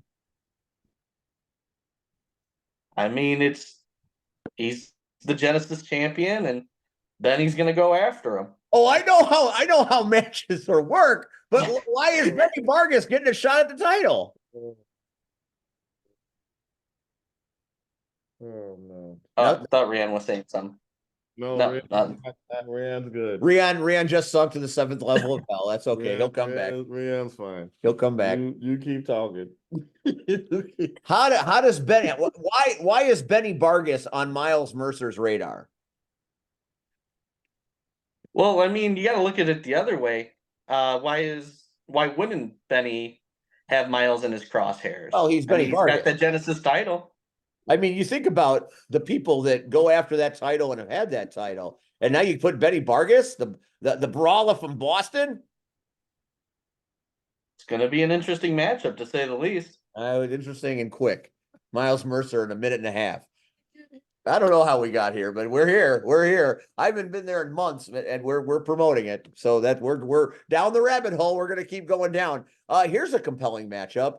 SCW Women's Champion Angel taking on the historic Erica Dierico. This is a match that was brewing when I was still at SCW. How did we get here, PX?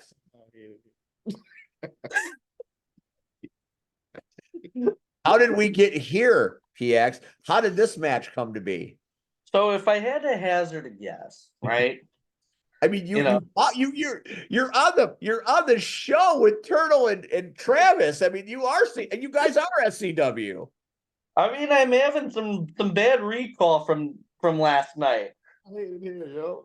I hate it here. I hate it here. I don't understand. It's fine. It's fine. It's totally fine. How did we get here? How did we get to this moment where finally Erica Dierico gets a shot at the title?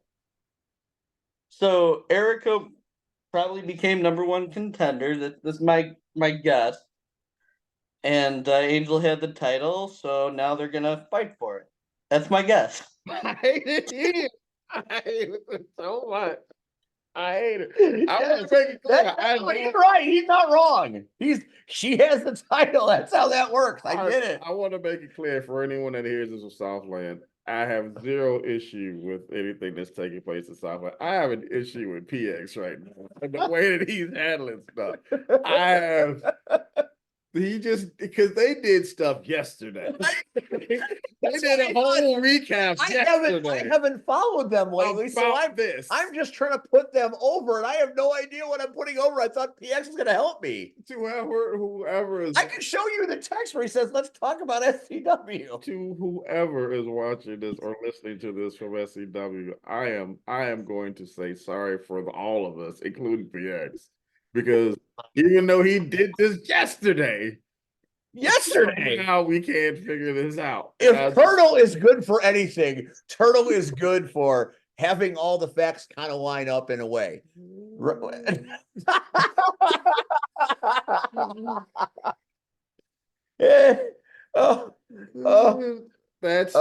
It's mostly true. All right, Travis has a way of lining things up where everything is where it needs to be. When he's around, yes. Yes, okay. And Travis was there yesterday. I heard him myself. Which is why I don't understand how we got here.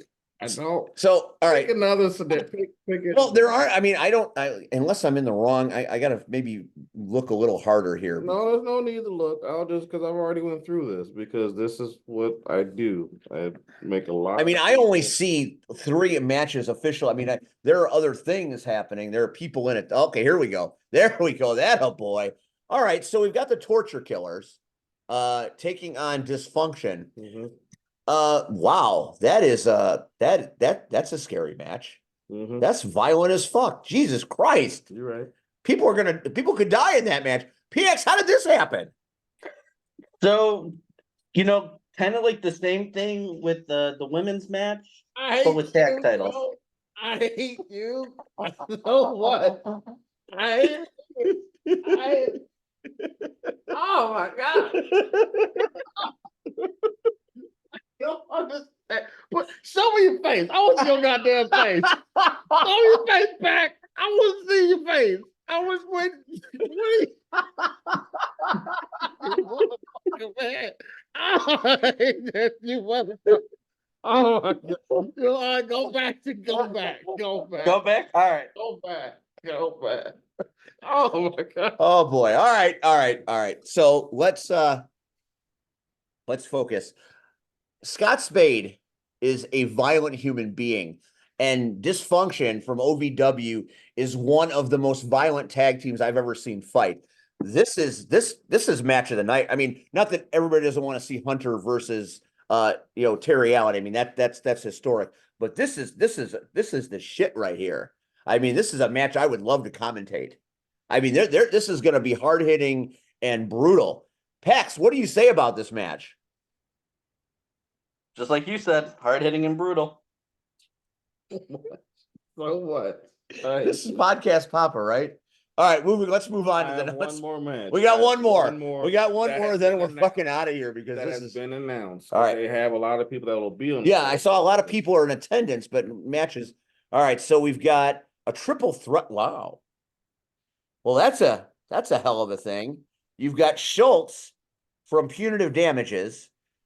You've got VJ Price, who has been in many a faction with a chip on his shoulder, and then you have JPH, who is the epitome of chip on your shoulder. How did this match occur? How did we come to this point? These three men together in one match in a triple threat. What put these people on a collision course for retaliation this Saturday night in Kankakee? I mean, my guess is probably Punitive Damages had gotten involved in some way. Being Eric Schultz is part of Punitive Damages. He is. But that's the biggest question is how will they come into play in this match? It is a triple threat, no disqualification. Look, sir. Yes, sir. Somebody give me a bag of No, I got this. Look, so this man asked you a question, and you didn't even look. Okay, so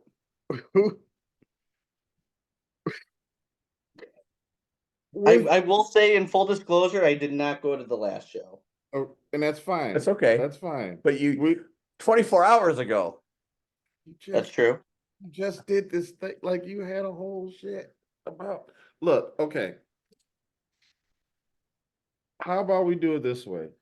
Your thoughts. You've seen these three in the ring, correct? I have. If you had to take any of the three gentlemen in this match, based on Okay. their very, very different and unique style, Very specific skill sets. who do you think would come out on top? I mean, Eric Schultz will find a way because he'll have Punitive Damages in his corner, and I have a feeling they'll come into play. That's a solid take. Can't fault him for that. That's solid. Probably true. Okay, I respect that. Even though that's almost what you just said to us without any context prior, but I appreciate you doubling down on what you said before. He really did. He says, I'm doubling down. He just said, fuck you. I appreciate He said, fuck you to your face. Well, his face isn't up there. Yeah, and I but guarantee to the if face, he said it. And this is one of those times where I'm going to tell you to back off because we've already talked. I know he doesn't want this vote. I know he doesn't.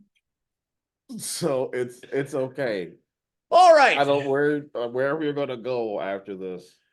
All right. We want to thank our guest Aaron Arsenal for being a part of our show tonight. I want to thank PX for the first hour of the show. I had a great time hosting with you. I had a great time going back and forth with you. You did well tonight, sir, until the last 10 minutes. Then we'll have to have a conversation about that later. When Travis sees this, he's going to rip your fucking head off. But that's not I know he is. all. I was just trying to get context, but that's another story for another day. Well wishes to both C Red and Rachel tonight. We missed you. We always miss you. We're always better together than apart. So we hope you guys are back next week. And next week, we've got a very interesting guest tandem. At this time, assuming everything goes well, joining us on the podcast will be Big Business Levi and his client, Lennox Leone. Both of them were backstage at NWA, possibly going to be on the NWA Chicago show in the coming future. Obviously, Big Business is one of my broadcast colleagues at Chicago Style Wrestling. Lennox Leone is a well-traveled, fantastic performer, and they will be our guests on this show. And we will talk a little bit about the CSW show that's coming up, and we will talk about Frontline and the knockouts and things that happened this weekend. So for the real deal Rion Skills, for the podcast Papa and man with the hot take, PX, I'm Steve. We will see you next time. Thank you for watching the Power Hour. Have a great night, y'all.